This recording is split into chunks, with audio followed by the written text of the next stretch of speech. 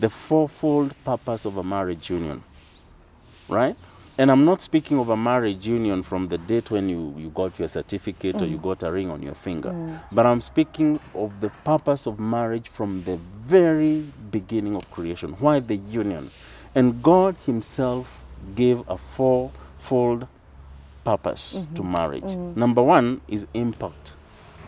Number two, it's multiplication. Number three, it's completion. And number four, it's control. Just come up again. Number one? Number one is impact. Impact. Number two is multiplication. Thirdly, completion. And the last one is control. Now, how do I get to arrive at this? When God has created this union called marriage, and both the female and the male are right there standing before him, of course in spirit form, he tells them why he has created them, why he has not created one and left out the other. And he says, be fruitful, multiply, replenish the earth, and subdue the earth. That's the only reason why I've created this union.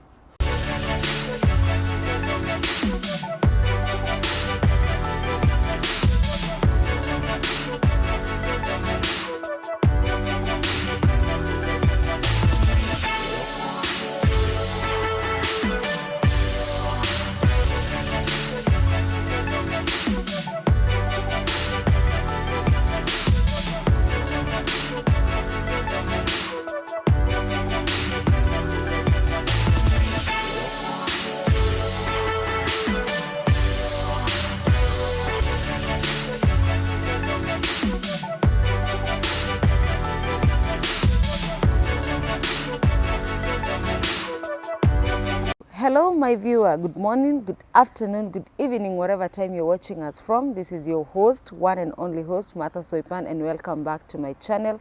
I'm so privileged very early today, very early in the morning. When I looked at your comments the other day when we shared about the role of a man in a family or a society, a lot of you asked, requested or even said that Mr. Paul needed to come back. And who am I? I had to go look for him and tell him, come, we need to talk about more and more and more and more. Now, but we're not going to talk about the role of a man again, because you guys didn't specify exactly where else you wanted him to tackle, but someone or some people called me and told me, and also DM'd me and told me a lot of us are in marriage and maybe we don't know what marriage is. And who am I? I had to look for one and only Mr. Paul Mbugua, the one and only that you know, and he's here again, and he's going to be here often because we have so many other topics to talk about. And without so many stories and many introduction, allow me to welcome him. And once again, don't forget to subscribe, like, comment, and share this content. Good morning. Good morning. How are you? I'm fine, thank you. Welcome back. Thank you. I'm so privileged to have you again. It's my pleasure. And I'm sure you read some of the messages. Yes. Yeah. And before anything, just say hi to these people. Look at that camera. Say hi to them. And let's roll. Right. Hi. Good morning, good evening, good afternoon, wherever you're listening from or watching from. And it's my pleasure once again to be able to come into your sitting room, into your office, and address this topic of marriage. Right. Yep. Thank you. Welcome. So, let's start. right. Where exactly? Oh my God, I don't even know. Yeah. Have you ever been just caught off guard? Calls came in, messages came in, and I was like, Sasa, where do we start? Right. Yes. But a lot of people really requested about marriage. I don't know why. I don't know what is marriage. And I think you're in a better position also to answer that. Well, I concur with you. Maybe I should begin by quoting an old adage that when purpose is not known, actually I'm quoting the late Dr. Miles Monroe, that when purpose is not known, abuse is inevitable. And everybody will agree with me that the rot we see in the society today, the havoc, the much damage that has wrecked the marriage institution has emanated from a lack of a proper understanding of what marriage is. You find one of the greatest human weakness is that we are apt, or we very often get tempted to involve ourselves with things we don't understand. And I'll say it starts from an earlier point, even though that is not the discourse for the day. The confusion around marriage does not start when marriage takes place, or should I correctly say, it doesn't start when a wedding takes place. It starts much earlier in a relationship, and it starts with another concept that has been totally thrown out of context called love. Because a lot of people, allow me to say that briefly, a lot of people think love is an attraction towards the opposite gender. So when you find you're attracted to, and these days it's even happening among the same gender, though that is weird. I don't shy from saying that. But most people will imagine that love is that attraction. And that is where the whole error and the whole problem begins, and then it's carried onwards into the marriage institution. Because love has nothing to do with the attraction. Because we all know the reality. You get attracted today, and somewhere down the line the attraction goes.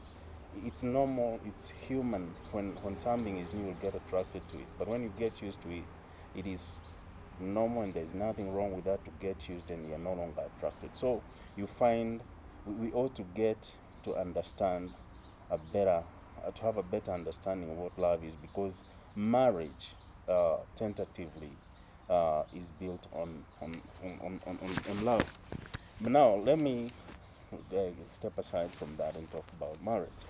And I want to begin by saying that marriage is an institution.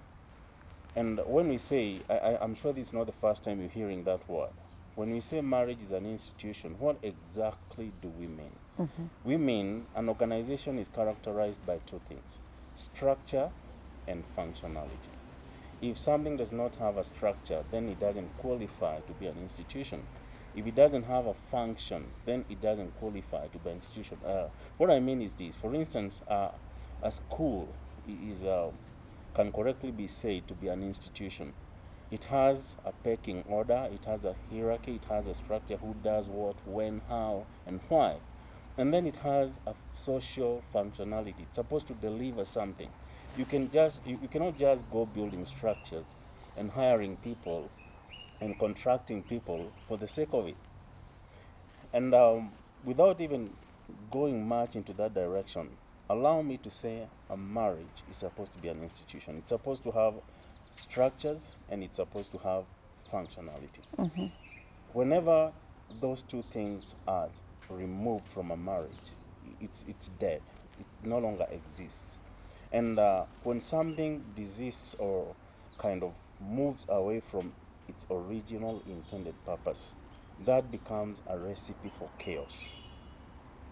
And one of the things that has been taken away from the marriage institution today is the structure. Mm-hmm. It was not just supposed to happen anyhow.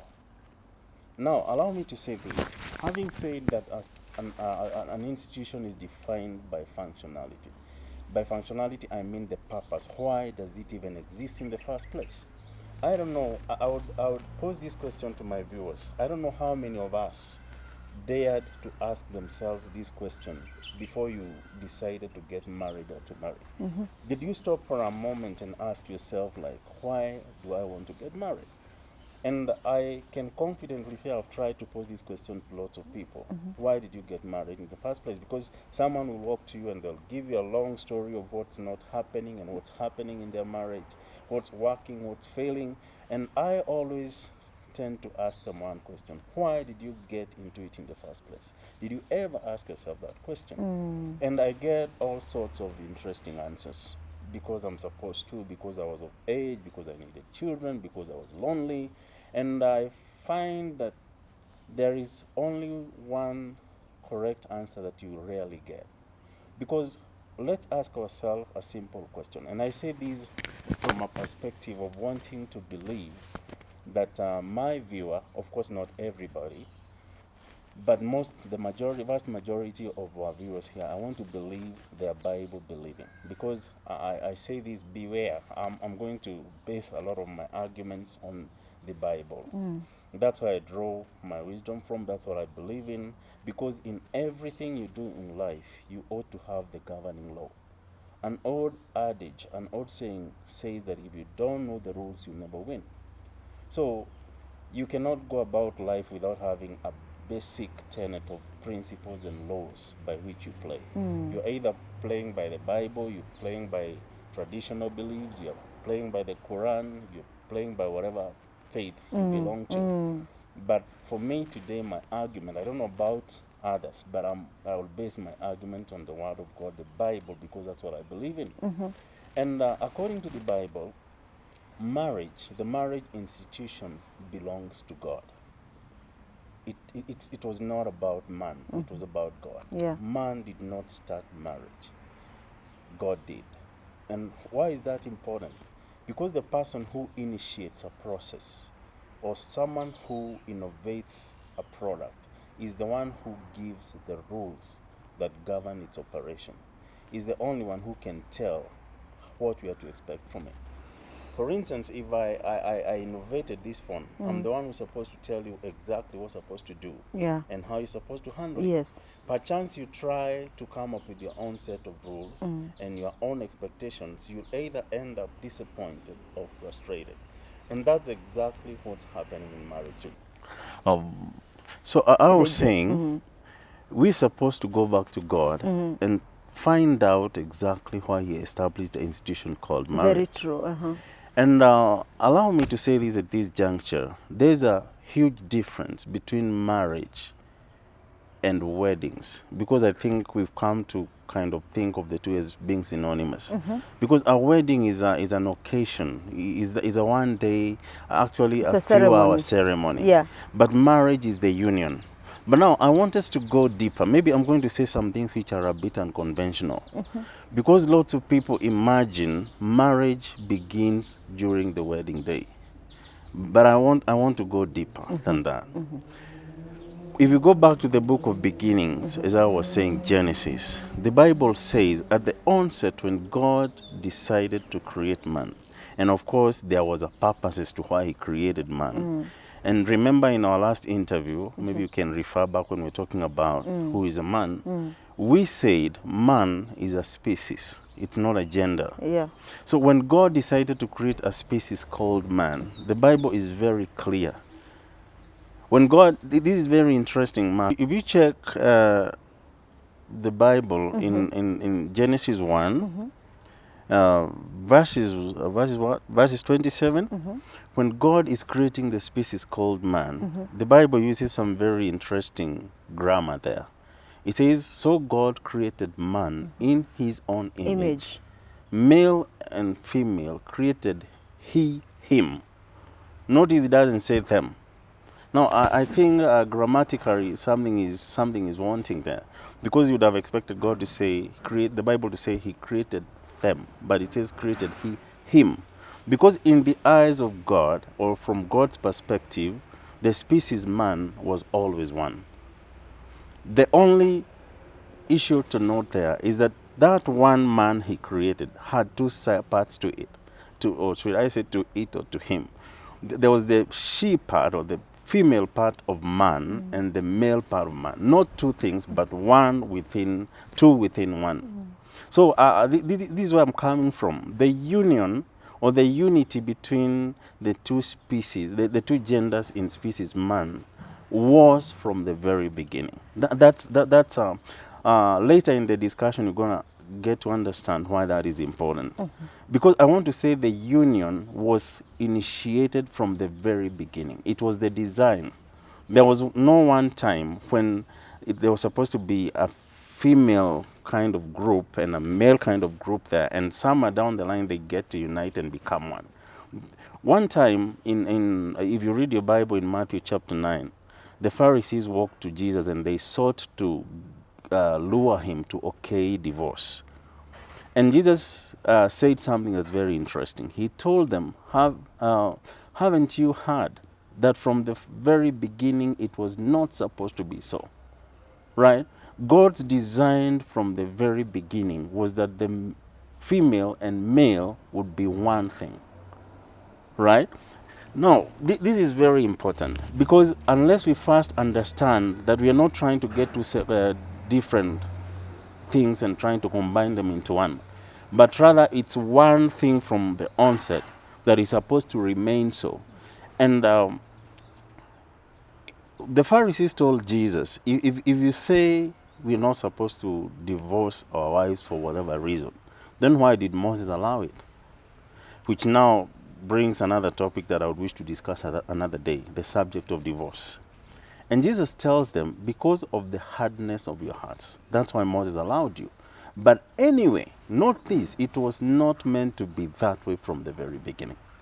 And he says a word that mother I've heard abused over the pulpit a million times. Jesus goes on to say, whatever God has joined, let no man put asunder.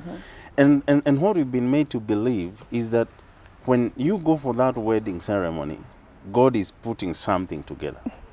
And so when something happens down the line and we imagine Martha or maybe a John or a James came in between, now we kind of imagine, so, oh, John, you put apart something that God had put together on the 19th of June, year 2020.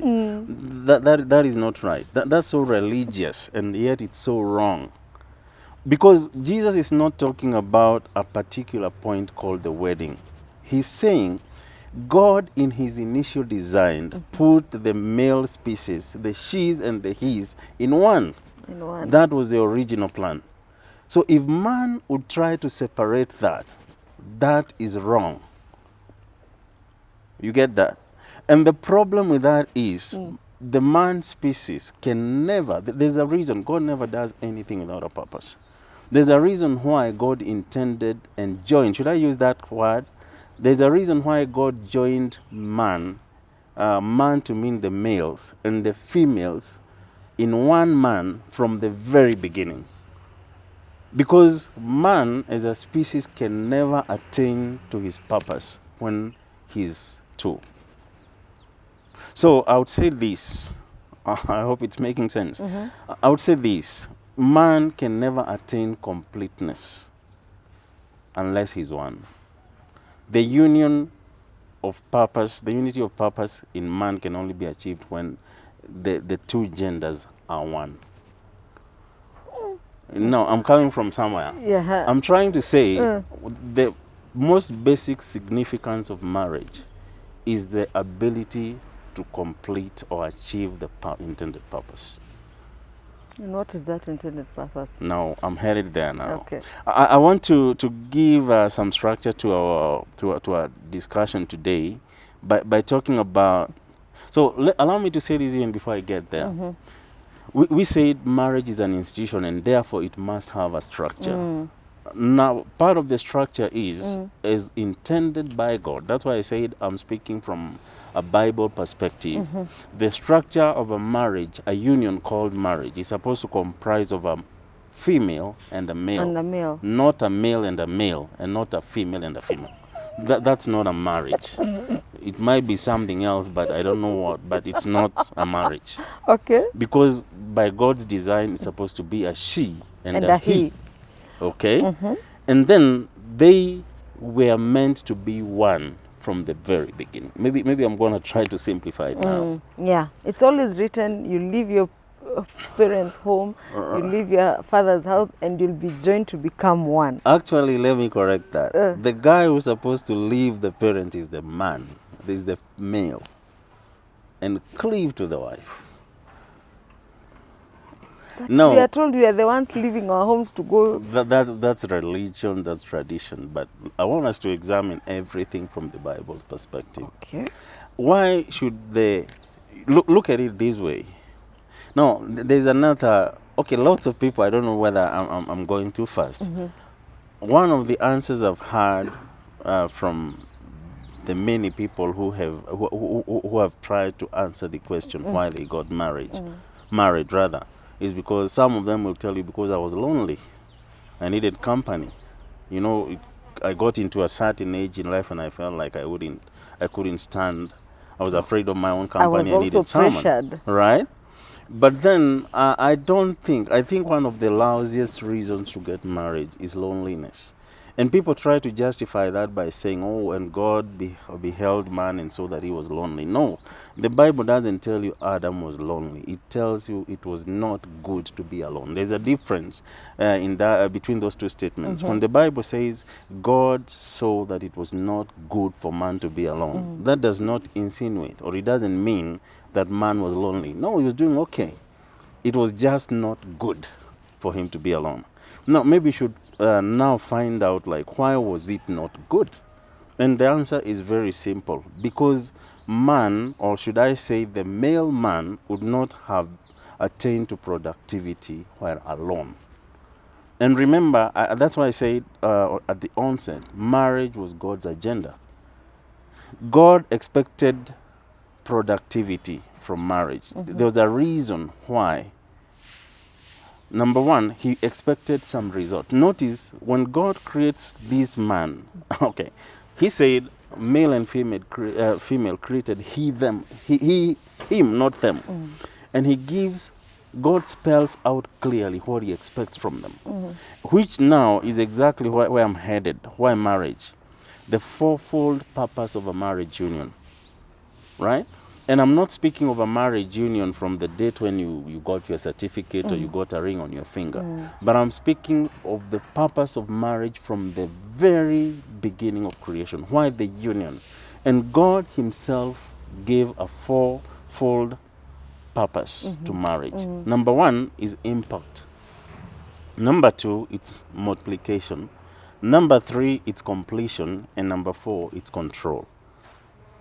Just come up again. Number one? Number one is impact. Impact. Number two is multiplication. Thirdly, completion. And the last one is control. Now, how do I get to arrive at this? When God has created this union called marriage, and both the female and the male are right there standing before him, of course in spirit form, he tells them why he has created them, why he has not created one and left out the other. And he says, be fruitful, multiply, replenish the earth, and subdue the earth. That's the only reason why I've created this union. And notice, mistakenly and religiously so, lots of people try to kind of argue that these instructions were given to the male man. That is not true. The instructions were not given to the male man, because you notice in verse 27, the Bible is saying God has created male and female. So he's issuing the instructions to the both of them. A union that is in one. A union. There's something we used to call in biology dichotomous. You see, like if you take a bean and you remove the outer skin, you'll be left with two pieces rather. But then they are wrapped up in one skin. So if you look at that bean, you're not looking at two beans. You're looking at one bean. But inside that one bean, there are two parts. That's a very good example of what the mankind species is supposed to be like. When you're looking at a she and a he, you're not looking at two different people. You're looking at two different parts of the same human race. And that was God's intention from the very beginning. And why? Because they're supposed to be fruitful. That's why I talked about impact. What's fruitfulness? Fruitfulness is a big word for results. God expects results. You know, when we're hearing these words from the pulpit, be fruitful, the obvious imagination is about having so many kids like the sand of the sea. But God has a different meaning to that. He means, give me what I expect. And what exactly did God expect from man? Yes.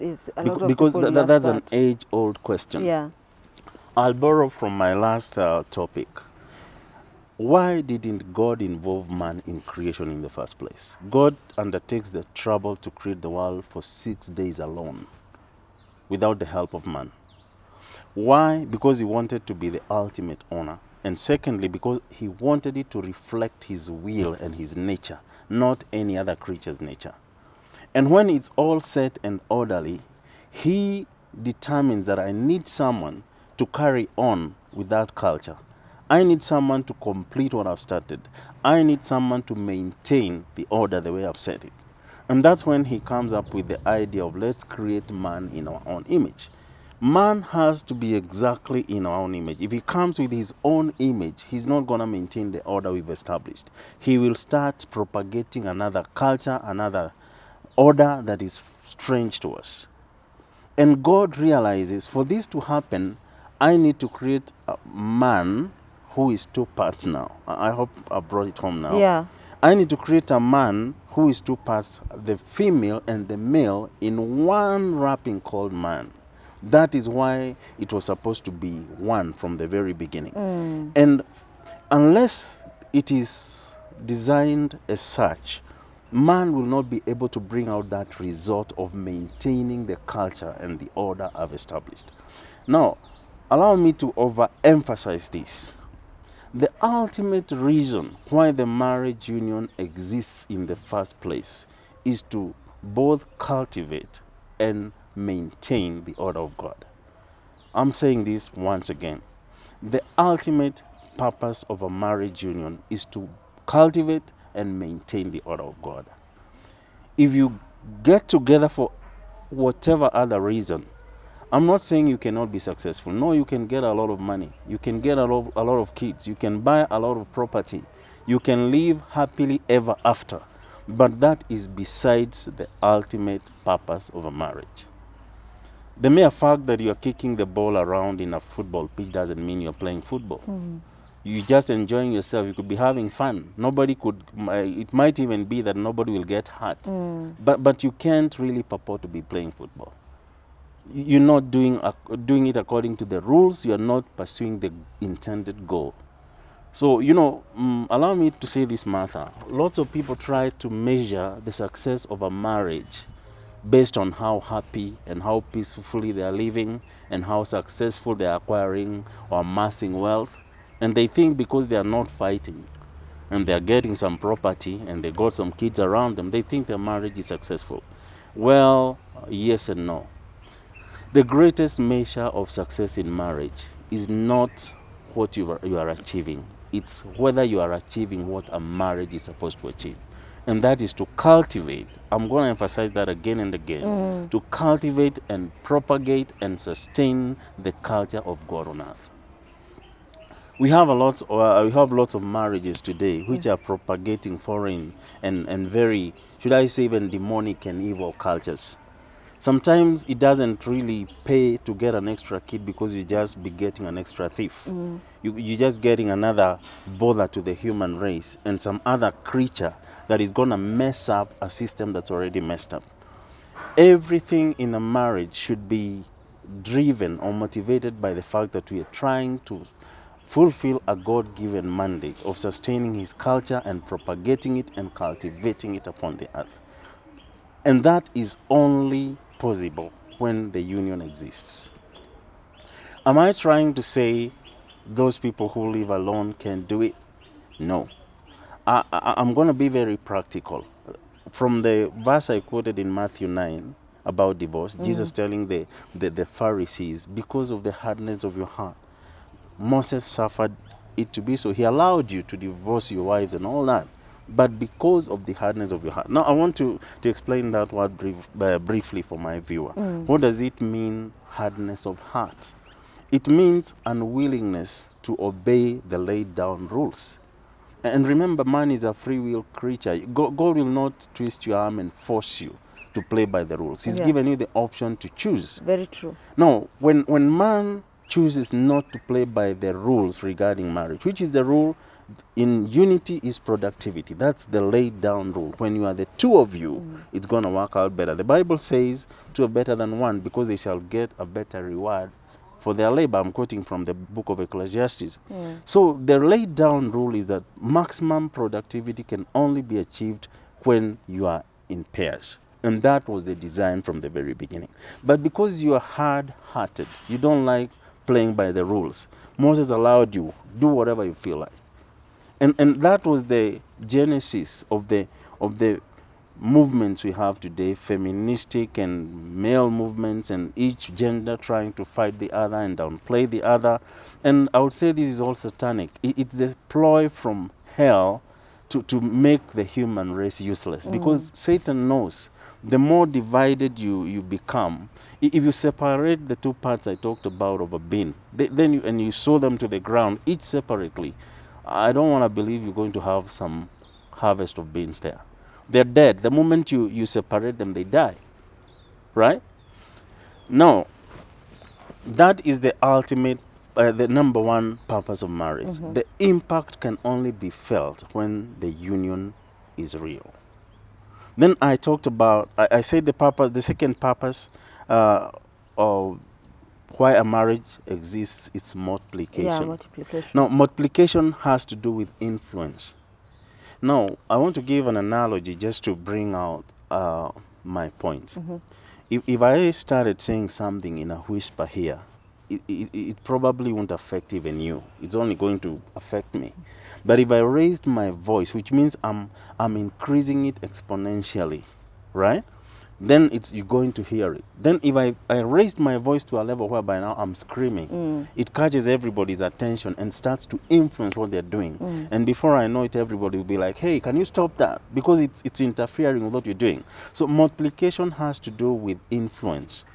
God wanted the mankind to influence every part of creation.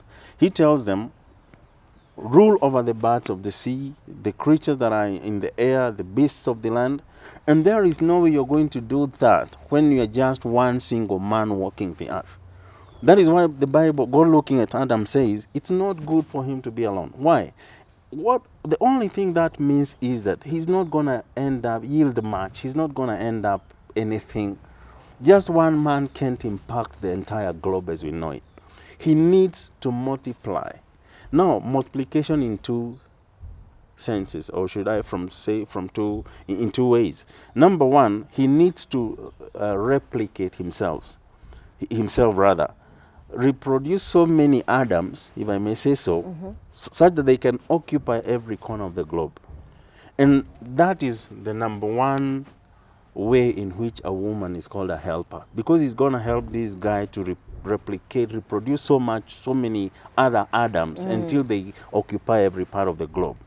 Now, why should they be so many? Why should they fill the earth? For the sake of just using the resources on the earth, for the sake of enjoying a good holiday on planet Earth? No. Because God has a culture, he has his culture that he wants propagated on earth. He has an order that he wants maintained upon the earth. And Adam cannot tend to one part of the globe and tend to the other part of the globe at the same time. That's why he needs to reproduce an Abel and a Cain and a Seth and a who, so that they can all occupy the different parts of the globe. And besides propagating by the sense of increasing themselves as human beings, they're going to multiply the culture of God, until the Bible says it covers the earth as the waters cover the sea. But what are we seeing today? We're seeing lots of people who are replicating themselves. I think as we talk, the world population stands somewhere between 7 and 8 billion. That's a lot of people. Meaning every single second there are kids who are being born. So when it comes to replication, man is doing it well. But I wonder, is the culture of God getting replicated at the same rate? Because we are losing it. We're getting multiplied in one direction, but the purpose is not getting multiplied. Evil is increasing exponentially. Yeah. So we need to understand, going back now to bringing it home with the topic of marriage. Before I get married, I need to understand the number one reason why I should get married is because I need to multiply the culture of God on earth. And if I'm only attaining 20% alone, then we could do 40% with my wife. And with our children, we could fill up the 100. And if that is not the core purpose as to why I'm getting attached to this lady, then I should desist from that. If I'm not ready, I like what God said about Abraham. I think it should be in Genesis 17 or chapter 18, I'm not very sure. And he says the reason why he got so attracted to Abraham is because he was sure Abraham would teach his children and his descendants to obey him. God was sure Abraham would do that. Otherwise, he would have had no business with him.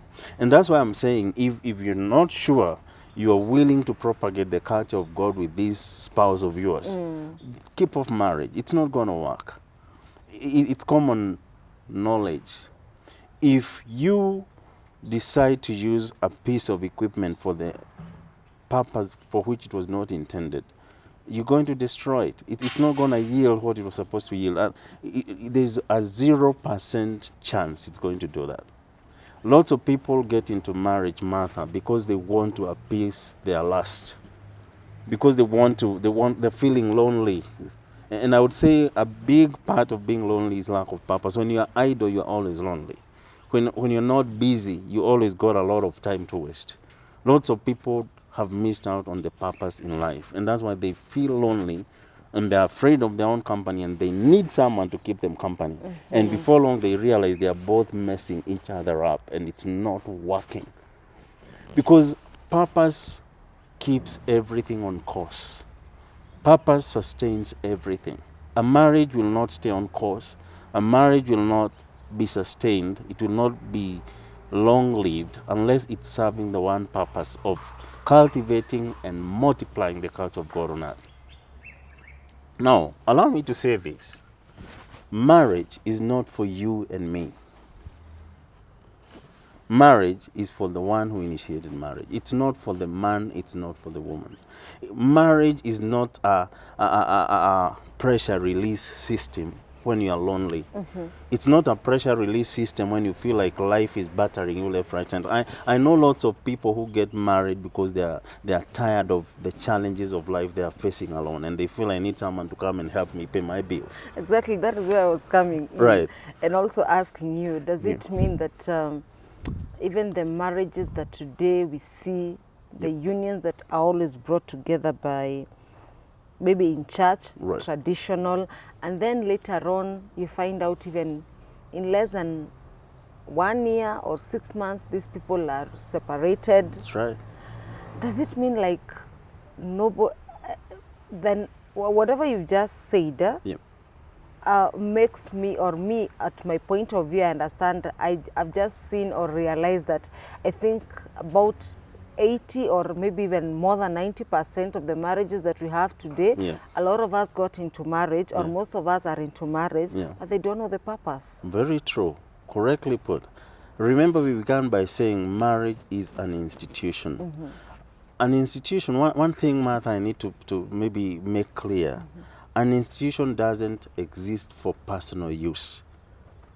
If someone started to use an institution, take a school, a hospital for their personal use, we'll be all in arms demonstrating, because we all know that should never happen. It's not for you.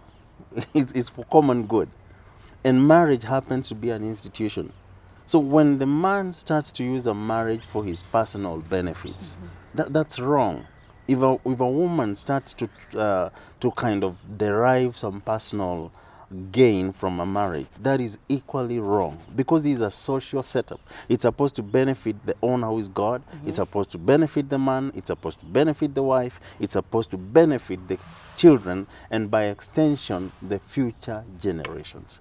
That is why, allow me to say, all of us ought to be very well behaved in marriage, because it's not for you, it's not for me, it's for the future generations, and it's for the God who instituted marriage. I wonder, and maybe I should ask at this point, how many people really can honestly stand and say, I got into marriage because I wanted to cultivate and propagate the culture of God? But a lot of people have been saying, yes, I got married to my best friend, I got married to my partner, right. I got married to that person that always listens to me.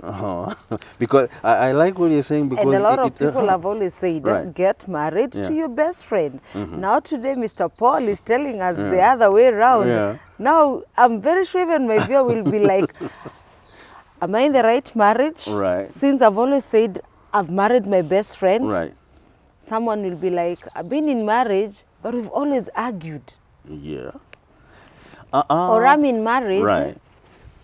but I don't feel complete. So I know a lot of people will even ask, how will I know I'm even in the right marriage? As much as you have told us the steps and the reason as to why marriage was created by God. Right. And you've always made us understand maybe what so many of us are told during the union, in the wedding ceremony, is actually very different on what you've just made us understand. Because I think they misquote or they, I don't know how to put it. Because a lot of us have always understood, like just what you've said, that when two people are joined together, let no man put asunder. But there's just something that's not adding up. Yeah, that is not adding up. Yes, that is where I'm coming from. Maybe I don't know whether I'm succeeding in communicating the agenda, the chief agenda of marriage to my viewer. Because one thing that should always be clear and should always be before you when the subject of marriage is mentioned is that it's supposed to be about cultivating and propagating the culture of God. Period. Everything else is secondary. Now, let me first of all jump ahead or go ahead of myself and to address what you've said about marrying your best friend. You know, again, it comes to the question of doing it for me. So because I'm so worried about what might befall me and what might work for me and what might benefit me or not benefit me, that's why I'm so worried I need to marry my friend. But I think I'm going to, you mentioned a very interesting concept that lots of people will ask themselves by the day, am I with the right person? Am I about to marry the right person? Now, how do you establish whether the person you're about to marry or get married to or you got married to is the right is person? The right person? Wow, that's $1 million question. You see, and I would say, having laid down the foundation of the purpose of marriage, then it's very easy to know whether you are with the right person or whether you're just about to hop into the right kind of union. Because if the purpose, I'll use a very simple illustration to bring my point home. If you and I were about, maybe I left home because I wanted to go to the city. And I meet someone called Martha along the way, and they want us to drive in the same car. But apparently, I'm not too sure they're equally going to the city. Now, when we've just driven like for 2 kilometers or a mile or so, I realize you're tapping me on the shoulder and you're like, Kwani, hey, where are you going? And I'm like, of course, to the city, of course. And you're like, I wasn't going to the city, I was going to Thika or to a different town. Then you see already, most naturally, a disagreement is sparked off by that. What sparks the disagreement? The diverse interests, the varied interests we have. You're not going where I was going. We just happened to find ourselves in the same vehicle, and you were careless enough not first of all to inquire where I was going. And equally, I was not very careful to ask you, are you going the same direction? Yes. No, the direction in the context of marriage is cultivating and maintaining godly order. Is that where your life is pointed at? Is that your utmost ambition in life?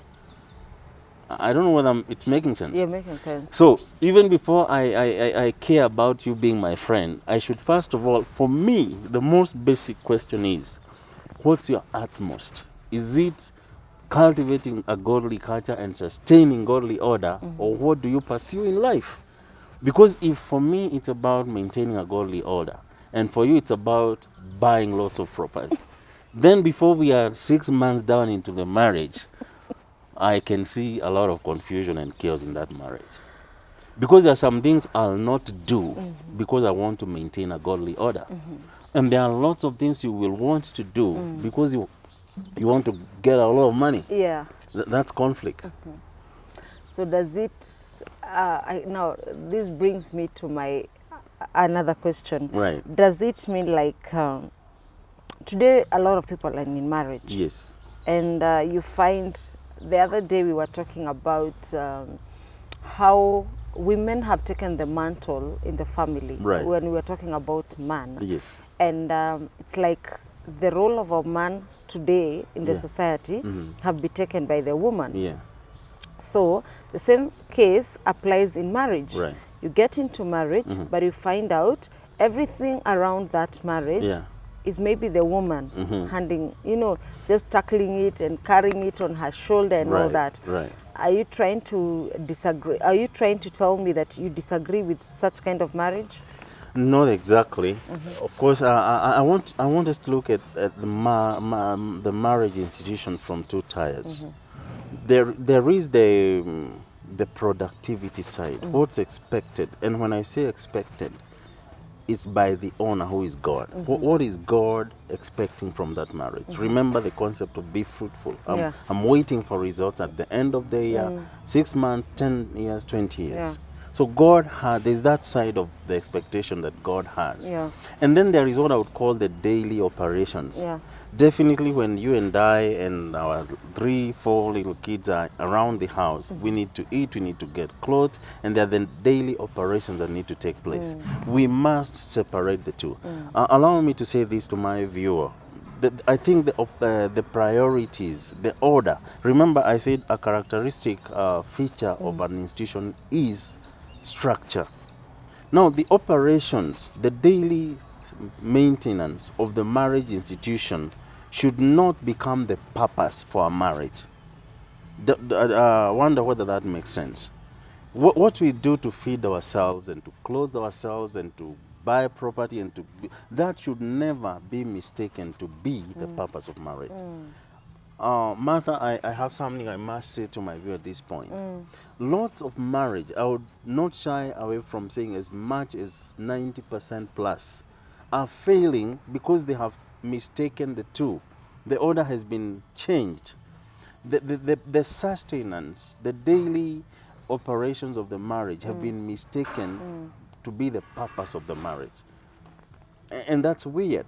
What we eat around the house, what we buy, how we raise up our kids, materially, is not the reason why we got married in the first place.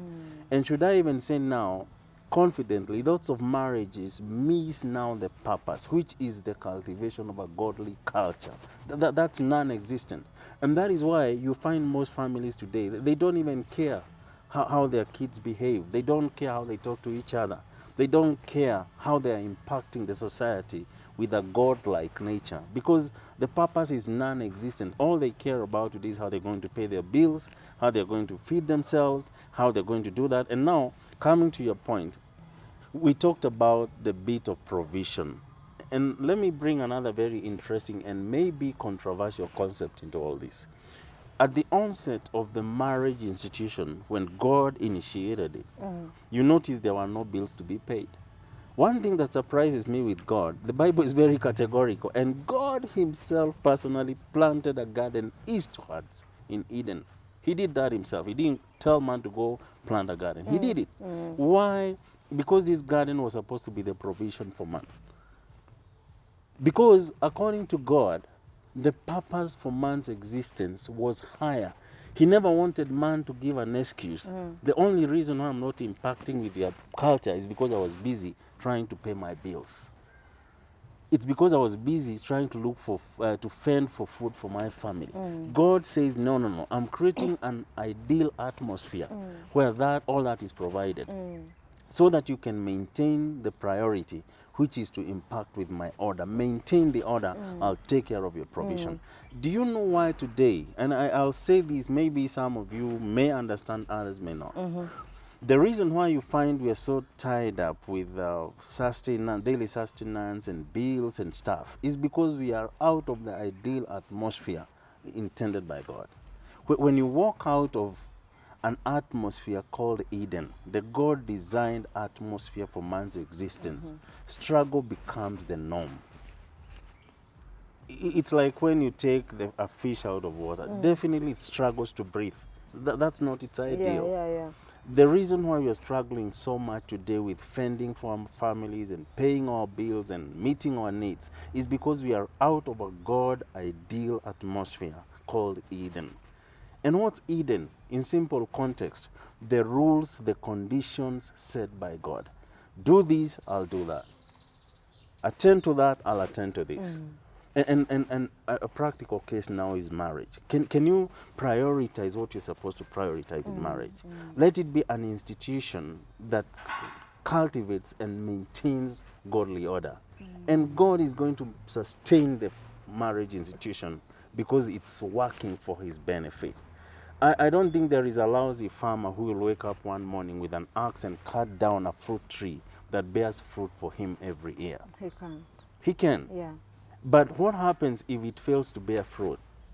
He leaves it to nature. Yeah. Maybe he cuts it down or he lets it be yeah. attacked by whatever Or pest. tries He just doesn't to really build it care. nicely, yeah. And the reason why the marriage institution seems so neglected today is because it's not bringing forth the intended fruit. Now, I'll say this because I don't want it to escape our attention.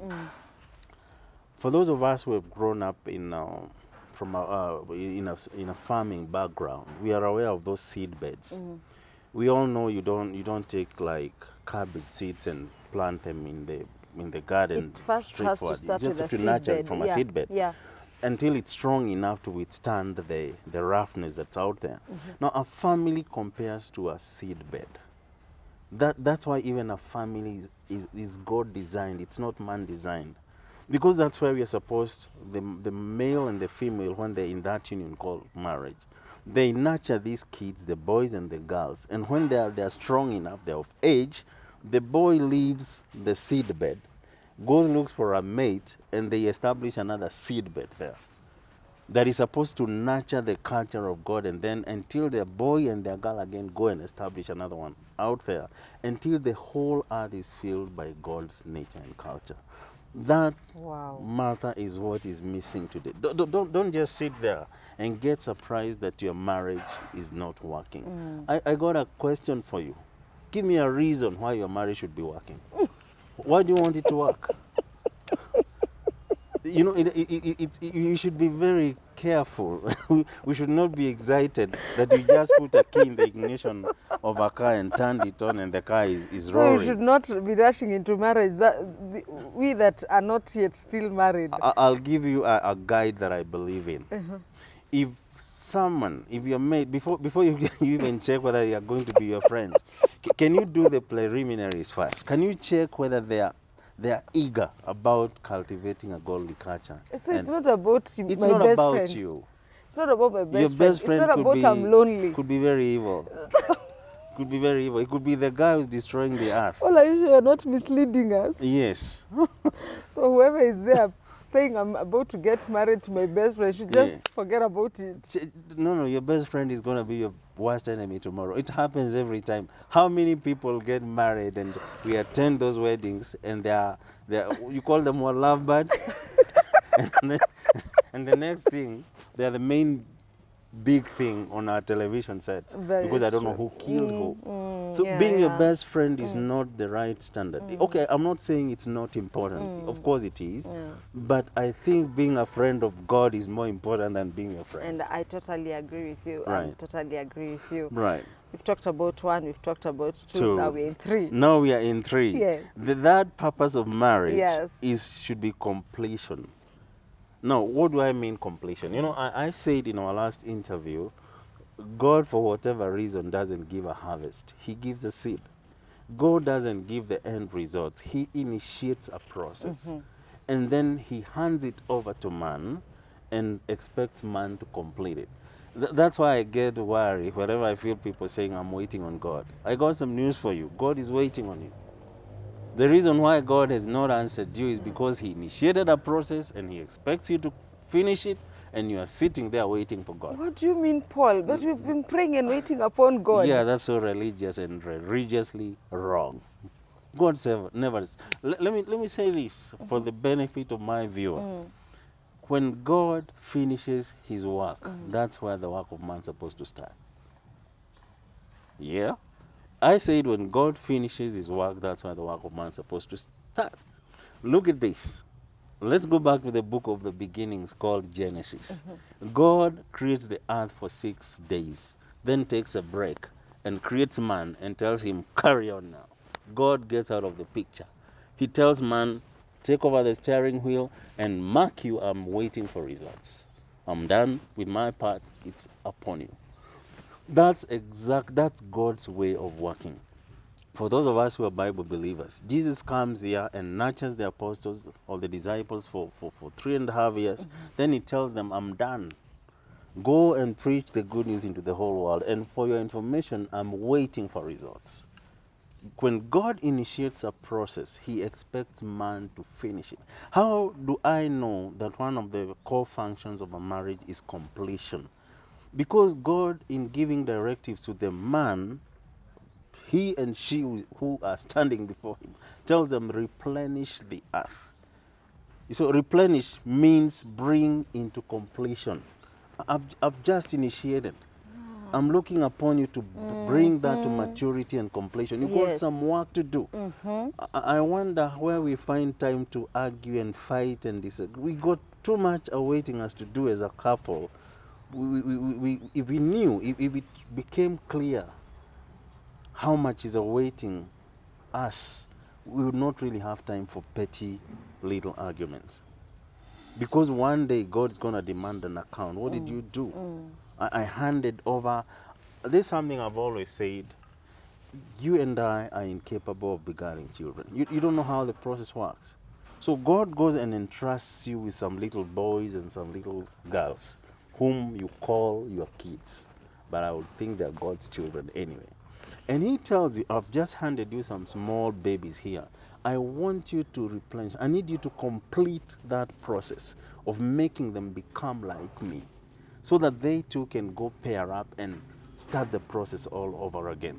No, you're not even 2% done nurturing the culture of God in this little thing, and you're fighting day and night. You know, instead of focusing on bringing to completion what God has begun, all you care about is how you're going to buy an extra car, how you're going to buy an extra estate, and the much you're going to leave them. No, I'm not saying there is anything wrong with that. Of course, it's biblical to leave your children an inheritance, but what kind of children will you leave behind? True. You get it? And that's why you you. find the thing that has really eaten up our society today is not the lack of material wealth.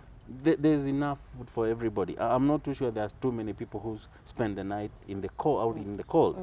But there are lots of people who have not been brought to completion simply because this was supposed to be done in an institution called marriage that never worked. I don't know whether I'm making sense or what I'm saying. One of the core functions of a marriage is to bring into completion a process that God has initiated. And I gave an example like raising the babies and making out of them beings that are godlike, so that when they are equally of age, they can leave you, the mother and the father, and team up with another half, and then start the process all over again until the entire earth is covered by the nature of God. Wow. Right. Wow. Wow. And can I move on to the fourth one? Yes, The fourth please one do. now is to control. How do I know the human being? Now, I want to give an analogy or an example to illustrate that. Supposing you and I were driving and we start fighting over who's supposed to control the steering wheel. What do you think the end result would be? It's an accident and probable death. Yes. Because control calls for a lot of sobriety. You just have to be okay. Yeah. You just have to Focus. And that is very interesting. There is a lot of weight to that point. Now, think about it. If you are seated on the passenger's seat and I'm on the steering wheel, for us to remain in control, you must maintain your position and not interfere with my position. If you start interfering or meddling with my position and I start doing the same with you, that's a recipe for death or an accident, as you correctly put it. And that is what is happening in marriages today. God was not confused to begin with. For the human race to maintain control of the earth, the female has to keep to her side of the divide, and the male has to keep on her side of the divide. When you try, and I'm saying in the sense of like the woman starts to fight with the man over who's supposed to control what, and the man begins to do the same. And I don't know whether I'm in context, Mother, when I say that is what has wreaked a lot of havoc and dealt a lot of damages in marriages today. Because there isn't a clear definition of roles. Who's supposed to do what? The woman is trying to be the man is trying to be the woman, to behave the woman, as you correctly put it. So the man sits there and he waits, he expects the woman to go fend for them. He's playing the woman in the house. And then the woman is trying to always chide the man and tell them what to do. She's trying to play the man. They're fighting over control in the house. And that is a recipe for disaster in marriage. Now, if mankind has to fulfill the ultimate intended goal of maintaining control, each one has to behave and keep their side of the divide. Now, someone might ask me at that point, which then is the side of divide for the man and for the woman? Now, it's very interesting. God never does anything without a purpose. Even though he had created the spirit man, male and female, at that point, remember, there were spirit beings. And what is a spirit? A spirit is simply an existence, a real existence that is there, but it doesn't have a physical form. So initially, man was not created before a woman. They were created at the same point. But man in this context to mean the male, was given a physical existence before a woman. You see? And the Bible tells you why. It says up until that point, the earth was not, that the plants hadn't popped up because there was nobody to tend them, nobody to attend to them, nobody to maintain their control. So God brings up the man first and tells him exactly what to do. And I love something that I would want to quote from the Bible, right from that book of Genesis. It says God was supposed to tend the garden, that is to till the garden and to keep it. To till and to keep. To till has a connotation of cultivating it. And to keep has the meaning to maintain. So God speaks to the male man and tells him, cultivate and maintain. The instructions are being given to the male man now. And then later, the same God looks and says, no, this guy needs some help. Right? So God now gives the woman a physical existence. But you realize God doesn't give a lot of any instructions to the woman. Why? Because he's supposed to be a helper. It would have been a duplication of issues. It would have brought confusion. Yeah. So he wants the woman to listen to the man, because man, and I'm saying man in the loosely to mean the male. The male. The male knows what needs to be done. So I don't need to repeat that to you. Go and ask him what needs to be done. Now, that brings in a very interesting element that is lacking in marriage today. If I am to come to you because I believe that the executive, the big guy tells me, walk to mother, she knows what needs to be done. When I come to you and I ask you, okay, like the boss says, you know what needs to be done and you should instruct me on it, then it brings in the element of submission. Then I have to play a bit lower. Not lower in the sense that you're superior. In fact, I could even be more experienced in doing it. But it means I have to stop with the arguments and listen and trust and believe that the directives you're giving me reflect the interests of the boss. Now, what would happen if I started to argue with you? You know, that's another recipe for chaos, because in the first place, I honestly have no idea what needs to be done around here. I just popped up and I was told, follow mother, she's going to show you what to do.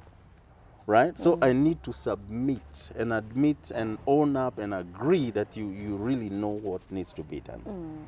And I need to follow your instructions. What am I saying? The side of the divide for the man is to uphold the instructions of God. That's what a man is supposed to be doing in a marriage. And that's why I said, and I don't shy away from saying that. If a man is not upholding the interests of God in a family, he has no business getting married. For what? He's only getting someone's daughter for their own interest and to pursue their own lust. The only one major reason why I should get into marriage as a man, as a male man, is because you are so eager about upholding the order and the interest of God, cultivating and keeping the garden. And when a woman enjoins herself to a male man, she should only be guided by one desire: to help this guy uphold the order and the culture of God. And that calls for submission. Wow. Now, my fear today is that you got a bunch of male men who are upholding I don't know what, who are maintaining God knows what. And then, unfortunately, they combine, they enjoy themselves with ladies who are not willing to help in anything, and to say the least, are not ready to submit to anything. Now, I wouldn't be surprised. In fact, I would even be more surprised if marriages today worked than if they did it. They're not supposed to work. You abuse something, then you're never gonna get the intended purpose out of it. I totally agree with you. Right. Wow, wow, wow, wow, wow, wow. I don't know what else to say. I don't know what else to say. I don't know what else to say. But I'm very sure that even my viewer out there Right. has actually understood. And if they have not, we'll still come back here. I'm here. And I'm sure there will be so many questions. Right. Now, I think you've written a book. Yep. Is it about marriage? I would say wholesomely, it's there's a book I've written. It's titled "I'm in Love with You." It's not a romance book, but it arose out of a desire I had to understand what is that what that love, inspired you? what's love about. Because I felt like most of us get into relationships not having clearly understood Okay. what love is. And that's one of the books. I don't have it today. And it's about understanding how can you really tell. Okay, allow me to say this for the benefit of the viewer. I just at one point wondered how beneficial would it be if you are able to read someone from the first instance of the first interaction you have with them. If you are able to tell whether they are lying about them telling you they love you, you know, that's become a common phrase. I love you, I want to marry you. What if you had the ability to tell whether they are lying or not? Okay. That would have been so beneficial. Yeah. That would have saved a lot of marriages and Yes. heartbreaks that we're seeing today. And now that led me to ask myself a question. Is there a Bible given way of finding out that? And that's how I arrived at that book, I'm in Love with You. It simply highlights the Bible given aspects that you're supposed to look for in someone. Wow. Yeah. And where can we find that book? You can get in touch with me. As I said last time, and probably that might change in the future, I normally release my books on order, on request, but if somebody gets in touch, I'm sure they're going to get my number. I can always dispatch a copy, in soft copy, hard copy. Thank you so much, Mr. Paul. Thank you so much. I know a lot of people will have questions, Yeah. and I know a lot of people will still say that we are not yet done with about marriage. Right. Just like you said, it's a very long topic. Right. And like we promised our viewers that this month of August, every Wednesday, we'll always be having a topic. Right. And I'm sure we have so many other topics lined up with True, you. true. And it's good that we follow what our viewer requests. Yeah. So be on toes, because we don't know I what next people will ask for. Right. If they tell us to go on with about marriage, go deeper, I'm sure you'll be there to answer those questions. Yeah. And I'm sure my viewer, we're still taking in your questions, so we'll have one day a Q&A episode for you to just ask questions, and Mr. Paul will be here to answer all your questions. And before we wind up, I would like also him to tell us where we can find all his books. And I'm sure our next episode he'll come with some of his books so that we get to know what inspired him to write all the books that he has written, and above all, where you can reach him. And don't forget, just like I said last time, go to his channel, subscribe, and tell him that Soypan sent you. That's right. So just tell us where people can still reach out to you. All right. You can still call me. I don't have issues with you calling me, because I understand, especially around the topic we're discussing today. Yeah. It's very personal. Yes. You might have been in a marriage that never worked. Yeah. Maybe you're just about to get into one and you are True, afraid. true. What becomes of you? Does it mean you are damned and no hope for you? No. As my good friend said, Martha, we're not done. This is a very wide topic, but I allow you to get ahead of us. Call me if you must. Let's talk about it. Find out what happens if you lost your marriage, broke up, it didn't work, or it's in chaos. I still have answers. The Bible has answers to everything. Yeah, because just before we wind up, I've just remembered. Right. I know there are a lot of people out there today. Yeah. Maybe they've always blamed themselves Yeah. for the failure in their marriages. Right. You'll find someone saying, "I'm the one who caused my marriage to fail." Right. And maybe I think, just like you've said, Yes. it's good that they pop in the questions so that we can have a time where we can have all those questions answered. True. Yeah, because I know we'll have a lot of questions. That's right. And also, just like we've said, and even you've just repeated it. Yeah. It's a very long topic that we cannot finish it with one day. True. Yeah, and I think I agree with you. We That's should right. allow them to ask questions. That's right. And we'll be here to answer them. That's right. Okay. Very So just give us your number, and then we wind up. Okay. My viewer, you can reach me on 0791 92 9102, 0791 92 9102, or you could also visit my channel. It's Sage Diaries. That's on YouTube, and I'll be glad to commune with you and to fellowship and to share much of the wisdom. Wow. Yeah. Thank you so much, Mr. Paul. I'm so welcome. honored that anytime I request for you, you're always there. And pleasure. I really don't take this for granted. pleasure And is to my mine. viewer, thank you so much for always tuning in to watch Soipan's Fraternity channel. I don't take this for granted. I know there's so many other channels that you can watch, but you have chosen to watch Soipan. You've chosen to support us. Thank you so much. And thank you for all those people who have come through by DM to ask me when is the next meeting for Soipan Fraternity. Very soon. We are planning it very soon, maybe end of August. And this time I don't want to specify. Like, people were asking me, is it also just about women? No, it's not about women. We are not on one gender. We are both genders, male and female. You're all welcome. I'll keep you posted, and I'll let you know where we're going to host our next event. We'll have more counselors. Mr. Paul, I'm sure that day he'll be there to also talk about relationship and what is affecting us in the society that we are living today. Once again, I want to say thank you so much for taking me higher. Every day I see you guys continue subscribing, sharing, commenting, and even liking. Thank you so much. Today I want also, before I wind up, to talk to you that you always watch and you have not subscribed. Don't forget to subscribe, like, comment, share, and don't forget to press notification bell so that every time I upload a new video, you'll be among the first people to be notified. And with all that, I want to say thank you so much. May God bless you. Until next time, shalom, shalom, shalom. Bye-bye.